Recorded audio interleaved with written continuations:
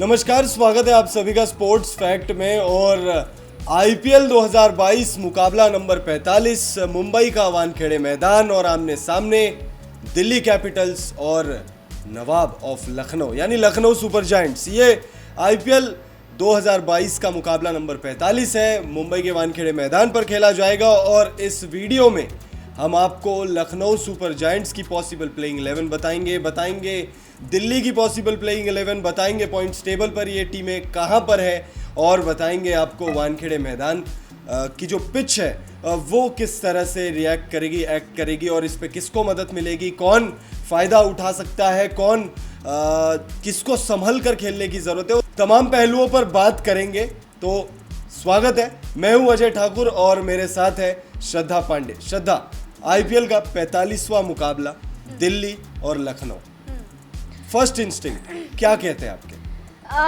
First instinct मुझे लग रहा है कि कौन जीतेगा, इसी के लिए बोल रहे हैं आप, कौन जीतेगा। तो मुझे लग रहा है कि देखिए दोनों ही टीम्स जो हैं जीत कर आ रही है। अगर हम बात करें लखनऊ की, तो लखनऊ जो है अभी फ्रेश जो है पंजाब को हरा कर आ रही है, और दिल्ली भी हरा कर ही आ रही है।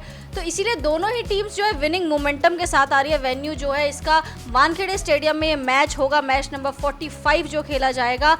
सबसे पहले बात कर लेते हैं कि किसकी पॉसिबल प्लेइंग 11 किसकी, दिल्ली की कर लेते हैं। देखिए पॉसिबल प्लेइंग 11 बताएंगे, वो भी बताएंगे, दोनों टीमों की पॉसिबल प्लेइंग 11 बताएंगे, लखनऊ की बात करेंगे, दिल्ली की बात करें। लेकिन उससे पहले पॉइंट्स टेबल पर देख लेते हैं, पॉइंट्स टेबल पर इन दोनों टीमों के क्या हाल है। जैसे अभी आपने बताया कि दोनों ही टीमें जीत कर आ रही है, तो विनिंग मोमेंटम है दोनों ही टीमों के पास।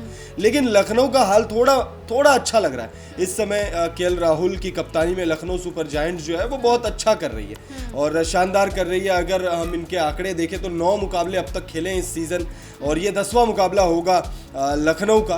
तो 9 मुकाबलों में 6 मुकाबले जीते हैं केएल राहुल की सेना ने, 3 मुकाबले गंवा दिए हैं, 12 पॉइंट्स, और नेट रन रेट अगर आप देखें तो प्लस 0.408 की नेट रन रेट है। और वहीं ये 3rd नंबर पर है लखनऊ सुपर जायंट्स। तो वहीं अगर हम बात करें दिल्ली की, तो दिल्ली नंबर 6 पर है और 8 मुकाबले खेले। दिल्ली ने लखनऊ से कम मुकाबले खेले और कम जीते हैं, और हारे थोड़े ज़्यादा हैं। तो देखिए 4 मुकाबले जीते, 4 मुकाबले हारे। दिल्ली का थोड़ा ना ऐसा सिचुएशन रहा है कि 1 मुकाबला जीता, 1 मुकाबला गवा दिया, 1 मुकाबला जीता, 1 मुकाबला गवा दिया, 1 मुकाबला जीता, 1 मुकाबला गवा दिया, और वही हाल रहा है। अभी हाल ही में केकेआर को हराकर दिल्ली आ रही है, तो लखनऊ को हराना चाहेगी। तो वहीं लखनऊ की टीम ने, या हम यूं कहें कि रैदर लखनऊ के कप्तान ने अपने दोस्त की टीम को हराया है। तो और वो कौन सी टीम? पंजाब को, और वो खुद भी तो पंजाब के ही साथ थे। तो कहीं ना कहीं मोमेंटम दोनों ही कप्तानों के पास है। लेकिन वो कहते हैं ना कि 19-20 वाला जो हिसाब किताब होता है, यहाँ पे 20 लखनऊ को रखेंगे और 19 पे रखेंगे दिल्ली को, क्योंकि मोमेंटम भी ज्यादा अगर आप देखें तो लखनऊ के पास है। और लखनऊ के कप्तान ने तो अपनी पुरानी टीम को हराया। तो वहीं पर देखिए संजोग की बात है, दिल्ली ने जिस टीम को हराया अभी हाल ही में, वो उस टीम के कप्तान वो थे जो पहले उनके कप्तान हुआ करते थे। तो ये थोड़ा देखिए मामला जो है ये फंसता हुआ नजर आ रहा है। लेकिन देखिए कौन सी टीम जीतेगी ये तो मैच में पता चलेगा हमें। लेकिन अब चलिए शुरुआत करते हैं हम लोग। सबसे पहले किसकी? दिल्ली की बात चलिए दिल्ली की बात करते हैं। सबसे पहले पृथ्वी शॉ की बात करते हैं। पृथ्वी शॉ का जो शो है, हालांकि पिछले मैच में हमें केकेआर के खिलाफ हालांकि दिल्ली जीत गई थी, लेकिन पृथ्वी शॉ से उम्मीदें थी ये, लेकिन ये यही है, इनका शो जो है हर मैच में हमें देखने को नहीं मिलता। पिछले मैच में इनका शो जो है देखने को नहीं मिला था, और ये 0 पर आउट हो गए थे पहली ही बॉल पे। इनिंग की पहली ही बॉल पे ये पृथ्वी शॉ जो है आउट हो गए थे। उसके बाद वार्नर, इनकी तो फिर क्या ही बात करें, इतने इन्होंने रिकॉर्ड्स जो है बना चुके हैं, हजार रन्स भी ये जो डेविड वार्नर हैं किसी भी अपोजिट ओपोनेंट के खिलाफ वो पूरा कर चुके हैं। दो ओपोनेंट, पंजाब किंग्स और कोलकाता नाइट राइडर्स, ये 2 टीमें और इकलौते ऐसे बल्लेबाज, मतलब इससे पहले किसी ने भी ऐसा किया नहीं है। अब अगर आप देखें तो 1000 रन बनाने वाले सबसे पहले बल्लेबाज किसी एक ओपोनेंट के खिलाफ तो रोहित शर्मा है।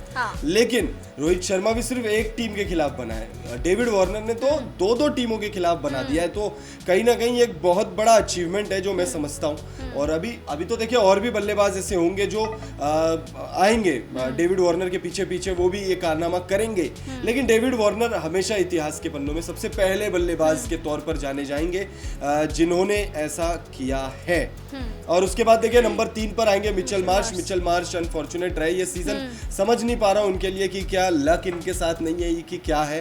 पहले कोविड, पहले तो देखिए पहले तो वो शुरुआती कुछ मुकाबले उन्होंने मिस किए, फिर उसके बाद कोविड हो गया, फिर आइसोलेट हो गए, फिर एडमिट हो गए, फिर वापस आ गए पिछले ही मैच से पहले वो नेगेटिव हुए और परफेक्टली फिट, और उसके बाद वापस आ गए टीम में। इनसे बहुत उम्मीदें होंगी और ये खेलेंगे, निश्चित तौर पर खेलेंगे, क्योंकि मिचेल मार्श जैसा अगर ऑलराउंडर आपके पास है तो आप उन्हें ड्रॉप करने की गलती तो नहीं करोगे। अगला नाम मैंने लूंगा, आप लीजिए। अगला नाम ऋषभ पंत है। ऋषभ उत्तराखंडी पंत है।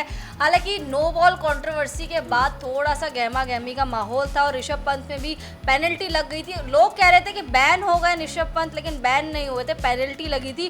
और ऋषभ पंत ने पिछले मैच में थोड़ा सा निराश करा था, दो रन्स बनाकर आउट हो गए थे, लेकिन मैच जीत गई थी दिल्ली। तो वो जो दो रन्स थे वो मुझे लग रहा है कंपनसेट हो गए थे पिछले मैच में। बिल्कुल। और फिर देखिए उसके बाद अगला नाम लेंगे ललित यादव का। ललित यादव के लिए पिछला मुकाबला अगर हम देखें केकेआर के खिलाफ, अच्छा बोले बुरा बोले नहीं समझ में आता, लेकिन बल्लेबाजी से मतलब जहां पर आपके बाकी टीम वाले खास तौर पे मतलब आधे से ज़्यादा टीम जो है वो नहीं अच्छा कर पाई, तो उसमें 150 ही टीम ने बनाए थे, जिसमें से इनका योगदान 22 रनों का था। और एलबीडब्ल्यू हो गए थे ये नारायण की गेंद पर, लेकिन एलबीडब्ल्यू होने से पहले लगा कि स्ट्रगल कर रहे हैं, फिर लगा करके कि नहीं ठीक है लय में है, लेकिन वही है कि आप 29 गेंदों में जब 22 रन बनाते हो तो फिर कहीं ना कहीं आपके ऊपर जो है वो सवाल उठता है कि हाँ आप लय में हो नहीं हो, ये नहीं समझ में आता। लेकिन ललित यादव आपको गेंद से भी तो कंट्रीब्यूट कर देंगे। पिछले मुकाबले में ऑफकोर्स 10 रन से ज़्यादा का इकॉनमी रहा था इनका, 3 ओवर में 30 रन से ज़्यादा रन इन्होंने खर्च किए थे, दिल बड़ा किया था उन्होंने पिछले मुकाबले में। लेकिन खेलेंगे ये लखनऊ के खिलाफ, हर हाल में खेलेंगे। और फिर उसके बाद अगला नाम आता है रोमन पॉवेल का। भाई रोमन पॉवेल को तो आप भूल जाइए, अगर गलती से भी अगर आप सोच रहे हो, अगर आप लखनऊ के फैन हो और आप सोच रहे हो, अगर ये दुआ कर रहे हो कि रोमन पॉवेल को ड्रॉप करेगी टीम, तो भूल जाइए, क्योंकि पिछला मुकाबला जिताया किसने? रोमन पॉवेल ने, अकेले दम पर रोमन पॉवेल। उससे पिछला वाला भी जितवा देते अगर वो नो बॉल वाली कंट्रोवर्सी नहीं होती तो जितवा देते। और पिछले मैच में मुझे लग रहा है उन्होंने भड़ास निकाल दी थी कि भाई जो तुमने मोमेंटम तोड़ा था, जो तुमने गहमा गहमी का माहौल में मेरा जो मोमेंटम है वो टूट गया था, तो इसलिए पिछले मैच में पूरा बदला ले लिया था। 33 रन बनाए थे, नॉट आउट 16 बॉल्स में बिल्कुल नॉट आउट रहे थे इनकी। और शार्दुल ठाकुर की हमें काफी अच्छी देखने को मिला था साझेदारी। हाँ बिल्कुल, शार्दुल ठाकुर एक तरफ जो है खूंटा गाड़ कर बैठे हुए थे, ऐसा लग रहा था जैसे कि एक बम्बू गाड़ दिया उन्होंने, बस उसको पकड़ के बस खत्म, हिलना नहीं है मुझे, मतलब मैं 50 बॉल खेल लूं, 100 बॉल खेलूं, आप मतलब मैं आउट नहीं होऊंगा, बस वाली बात है वो। तो वैसा उन्होंने रोल किया था। 14 बॉल में 8 रन बनाए थे, लेकिन उस 8 रनों की अहमियत बहुत ज्यादा, क्योंकि आपकी टीम को जिताने में उस 8 रनों ने बहुत योगदान दिया। और फिर उसके बाद देखिए अक्षर पटेल, जैसे कि शुरुआत में हमने कहा है बापू आपको, यानी अक्सर आपको इस टीम में अक्सर दिखेंगे।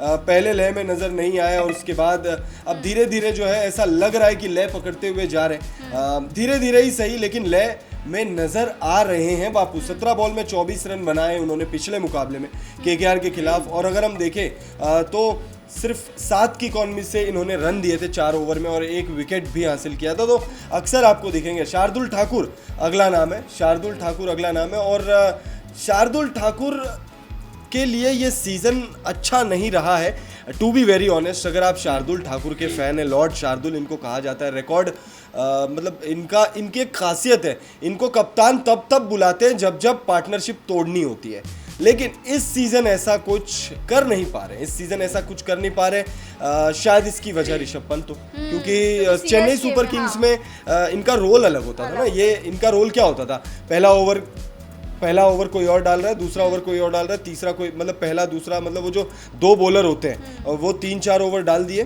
या 3-3 2-2 ओवर डाल दिया, या 1-1 ओवर डाल दिए। वहाँ पे दीपक चाहर बॉलिंग करते थे पावर प्ले में, उसके बाद ये आते थे फर्स्ट चेंज में, यानी कि पावर प्ले के बाद आते थे या छठे ओवर में आते थे, या इस तरीके से आते थे। लेकिन यहाँ पे ओपनिंग कर रहे हैं, गेंदबाजी में ओपनिंग कर रहे हैं। कहीं ना कहीं ये एक परेशानी का सबब है शार्दुल ठाकुर के लिए भी और दिल्ली के लिए भी। लेकिन भाई कप्तान की ही गलती मैं मानूंगा इसमें, क्योंकि भाई शार्दुल ठाकुर के टैलेंट पर तो कोई सवाल नहीं है।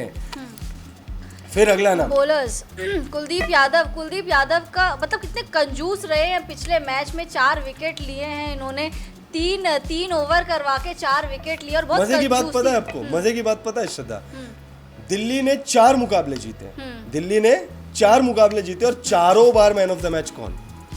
कुलदीप यादव। चारों बार man of the match Kuldeep Yadav, और दिल जीत रहा है। मतलब कुलदीप यादव ना, मतलब ना सिर्फ अपनी गेंदबाजी से अपनी बॉलिंग मतलब इम्प्रेस कर रहे हैं, उनकी बॉलिंग की तारीफें बल्कि नहीं हो रही है, सिवाय बॉलिंग मतलब बॉलिंग के अलावा जो ह्यूमन बीइंग है ना, जिस तरह से वो जेस्चर दिखा रहे हैं मैच के बाद, पोस्ट मैच प्रेजेंटेशन में जो बातें बोलते हैं ना, ऐसा लगता है कि भाई कहाँ थे यार आप, मतलब क्यों आपको ड्रॉप किया था टीम इंडिया से, ये नहीं समझ में आ रहा था। जैसे एक मुकाबले में इन्होंने कहा कि अक्षर पटेल के साथ मैं अपना man of the match share करना चाहूँगा। एक मुकाबले में, पिछले मुकाबले में केकेआर के खिलाफ जो मुकाबला हुआ था जिसमें 3 ओवर में 4 विकेट लिए थे, और उससे पहले भी केकेआर के खिलाफ 4 विकेट लिए बिल्कुल। तो उसमें उन्होंने कहा, उनसे जब पूछा गया करके कि भाई आप यूजी चहल से सिर्फ 1 विकेट पीछे हो, पर्पल कैप कॉम्पिटिशन, मैं चाहता हूँ कि यूजी पर्पल कैप जीते। कौन बोलता है यार ऐसे, कौन बोलता है कि मैं चाहता हूँ, वो मेरा भाई है, मैं चाहता हूँ वो जीते, उससे मेरे को कंपटीशन ही नहीं है कोई भी, और वो जीते यार। Heads off Kuldeep Yadav, heads off Kuldeep Yadav.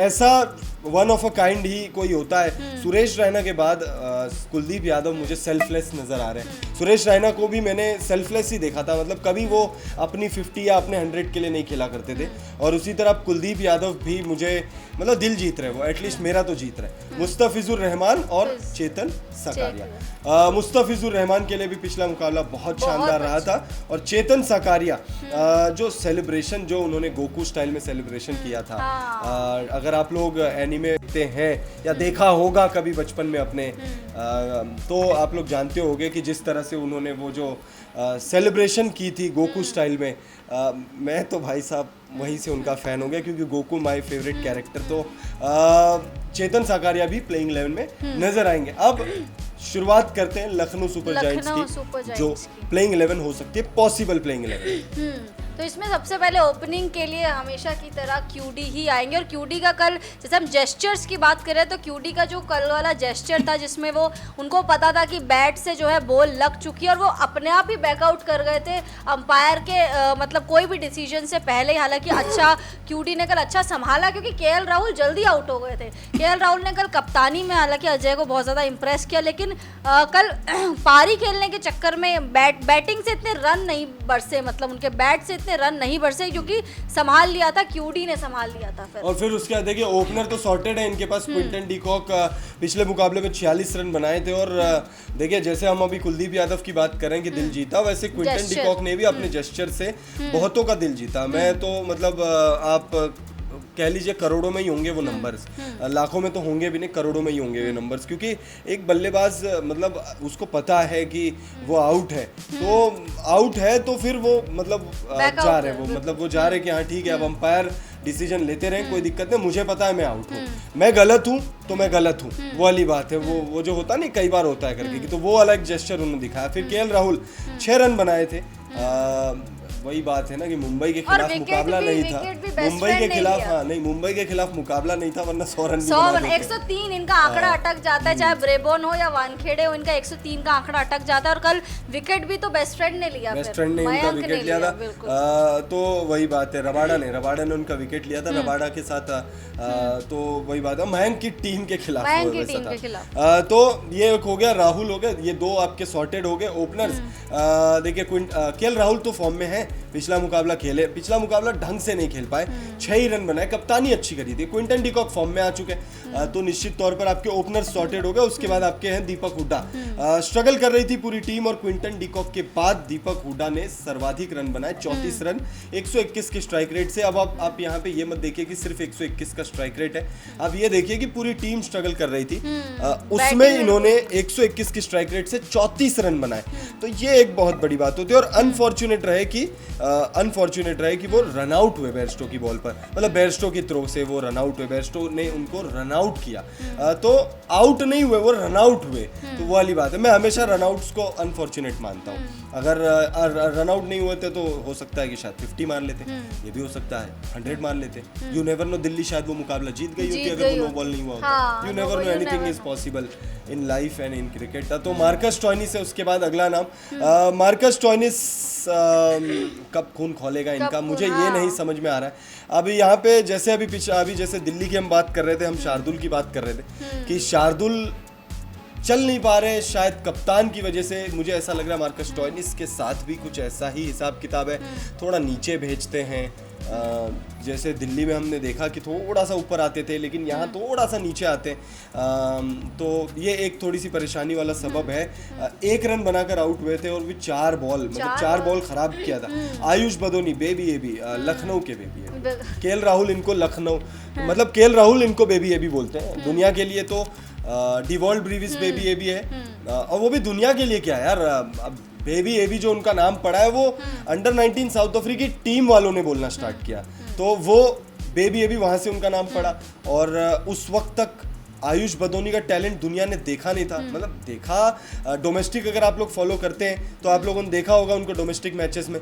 लेकिन आईपीएल में जब उन्होंने परफॉर्म किया शुरुआती कुछ मुकाबलों में, जब वो बाहर निकल कर क्रीज से जब वो सिक्सेस लगा रहे थे, जब अटपटे शॉट्स लगा रहे थे, तब केएल राहुल ने उनको बोला कि भाई ठीक है वो डिवॉल्ट ब्रीविस बेबी एबी है, लेकिन मेरे लिए तो भाई बेबी एबी आयुष बदोनी। और अगर आप देखें आयुष बदोनी और डिवॉल्ट ब्रीविस को अगर आप कंपेयर करें तो बेबी फेस तो इनका भी है, और इनका तो अभी कद काठी भी बेबी वाला ही है, तो बेबी एबी वाला ही काम, मतलब पूरा काम जो है। लेकिन पिछले कुछ मुकाबलों से इस बेबी को नजर लग चुकी है, और नज़र जब तक हटेगा नहीं, जब तक ये फोकस नहीं करेंगे, तब तक मुझे ऐसा लगता है कि टीम के लिए भी ये परेशानी का सबब है, ये एलएसजी के लिए भी परेशानी वाली बात है, क्योंकि आयुष बदोनी मिडिल ऑर्डर में एक इम्पॉर्टेंट स्तंभ है, और लोअर ऑर्डर में भी एक बहुत इंपॉर्टेंट हिस्सा है वो।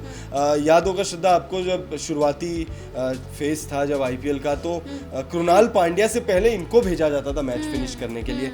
तो ये दर्शाता है कि केएल राहुल कितना ज़्यादा भरोसा कर रहे हैं, और उसी भरोसे पे इनको कायम रहना पड़ेगा।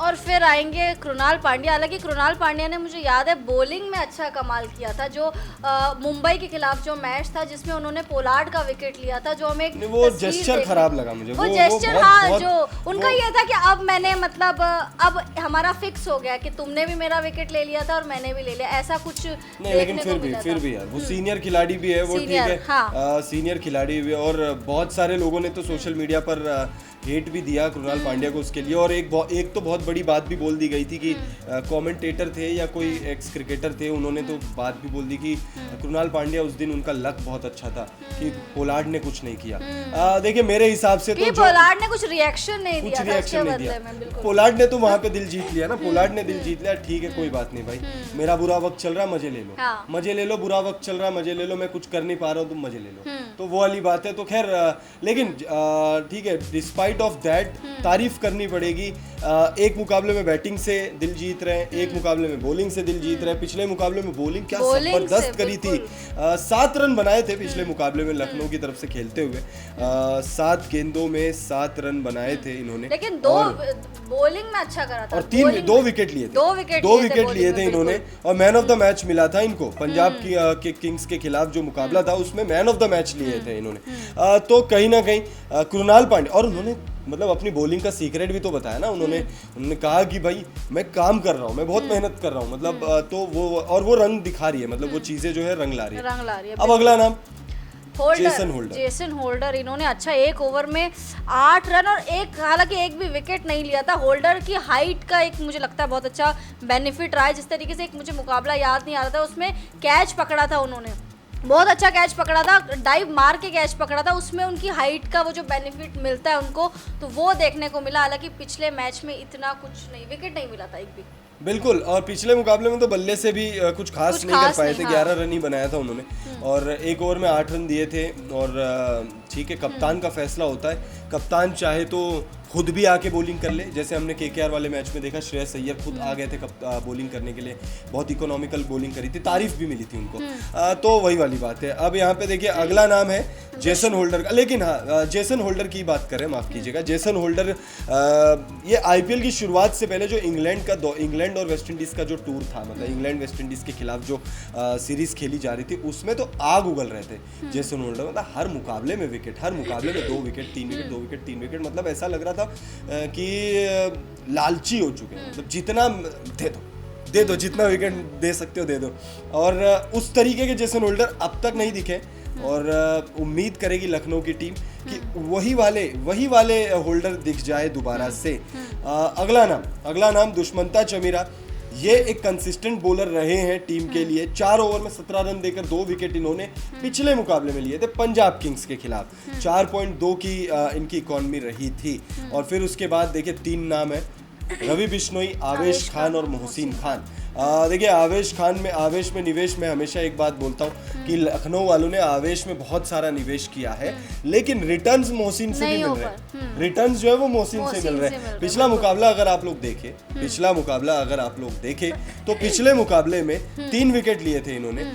6 की इकॉनमी से इन्होंने बॉलिंग करी थी, 6 की इकॉनमी से बॉलिंग करी थी और 6 की इकॉनमी से बॉलिंग करके 3 विकेट भी लिए थे। और जो वो बैटिंग में जो 6 बॉल में 13 रन बनाए थे वो निर्णायक था। उसी की तारीफ क्विंटन डिकॉक ने करी थी और उन्होंने कहा था कि भैया वो जो आखिरी में 6 बॉल में मोहसिन ने जिस तरह से बैटिंग करी ना, वो बहुत ही धमाकेदार बैटिंग थी। उन्होंने मैदान पर बॉम्ब गिरा दिए, तो मतलब वो एक तारीफ वाली बात थी। तो ये चीज़ है। That's it. लखनऊ की जो पॉसिबल प्लेइंग 11 एक बार समअप कर देते हैं आप लोगों के लिए। Quinton de Kock, KL Rahul, Deepak Hooda, Marcus Stoinis, Ayush Badoni, Krunal Pandya, Jason Holder, Dushmantha Chameera, Ravi Bishnoi, Avesh Khan और मोहसिन खान। कोई चेंजेस की गुंजाइश एटलीस्ट हमें नहीं लग रही। जीत क्या रही है इसलिए देखिए वही वाली बात है ना कि आप लोगों ने सुना होगा कि सुपरस्टिशियस जो चीज़ें होती है, अगर आपको कोई रिजल्ट अच्छा मिल रहा है तो आप चेंज क्यों करोगे? आपको अगर रिजल्ट अच्छा मिल रहा है तो चेंज मत करिए। चेंज करेंगे तो मूर्खता कहलाएगी। अनलेस अनटिल आपकी टीम में कोई इंजरी हो, कुछ हो, तब आप चेंज करिए, कोई दिक्कत वाली बात नहीं। लेकिन आप जीत रहे हैं तो चेंज करने की आप सोचिए भी मत। और जो दूसरी टीम मतलब लखनऊ के खिलाफ कौन सी टीम होगी, तो होगी दिल्ली की टीम। और दिल्ली की टीम में भी कोई गुंजाइश नहीं है चेंजेस के। तो जो एक बार समअप कर देते हैं, Prithvi Shaw, David Warner, Mitchell Marsh, Rishabh Pant, Lalit Yadav, Rovman Powell, Axar Patel, Shardul Thakur, Kuldeep Yadav, Mustafizur Rahman और चेतन सकारिया। तो ये दोनों टीमों की प्लेइंग 11 फिलहाल इस वीडियो में इतना ही। आप लोग कमेंट करके ज़रूर बताइएगा कि हमने जो पॉसिबल प्लेइंग 11 बताया क्या आप उससे सहमत हैं, या फिर आप लोगों को लगता है कि इसमें कुछ गुंजाइश है, चेंजेस की कुछ गुंजाइश है, इसमें कुछ बदलाव हो सकते हैं या कुछ बदलाव टीम की बेनिफिट के लिए अच्छा हो। जैसे बहुत सारे लोग देखिए बहुत कुछ सोचते हैं कि हाँ ठीक है, ये खिलाड़ी अगर नहीं चल रहा है तो बिठा दो, कोई दिक्कत वाली बात। अगर आप ऐसा सोचते हैं तो बहुत सारे नाम हैं जो शायद अच्छा नहीं कर रहे पिछले कुछ मुकाबलों से। तो अगर आपको ऐसा लगता है कि इसमें गुंजाइश है चेंजेस की, तो आप लोग कमेंट करके बताइएगा। आपके कमेंट्स का इंतजार रहेगा। वीडियो अगर पसंद आए तो वीडियो को लाइक कर दीजिएगा। चैनल को सब्सक्राइब नहीं किया है तो सब्सक्राइब करके बेल नोटिफिकेशन प्रेस कर दीजिएगा। वीडियो को एंड करने से पहले आप लोगों को मेटा स्पोर्ट्स 11 के बारे में बताना चाहेंगे। मेटा स्पोर्ट्स 11 एक फैंटेसी ऐप है और इस पर आप अपनी टीम बनाकर, ड्रीम टीम बनाकर, देखिए लखनऊ और दिल्ली के बीच में मुकाबला है। हो सकता है आपकी टीम जीते, हो सकता है आपकी टीम हारे, लेकिन इन दोनों टीमों में से आप चुनकर एक 11 खिलाड़ियों की टीम बना सकते हैं, जो टीम आपके लिए खेलेगी मैदान पर और आपको ढेर सारा पैसा कमा कर देगी। तो मेटा स्पोर्ट्स 11 अभी डाउनलोड करें। कैप्टन वाइस कैप्टन बहुत ही वाइजली बनाएं। और मेटा स्पोर्ट्स 11 डाउनलोड करना बहुत आसान है, डिस्क्रिप्शन में लिंक है, बस डिस्क्रिप्शन पे जाइए और ऐप डाउनलोड करें और अभी अपनी टीम बनाएं। Thank you so much.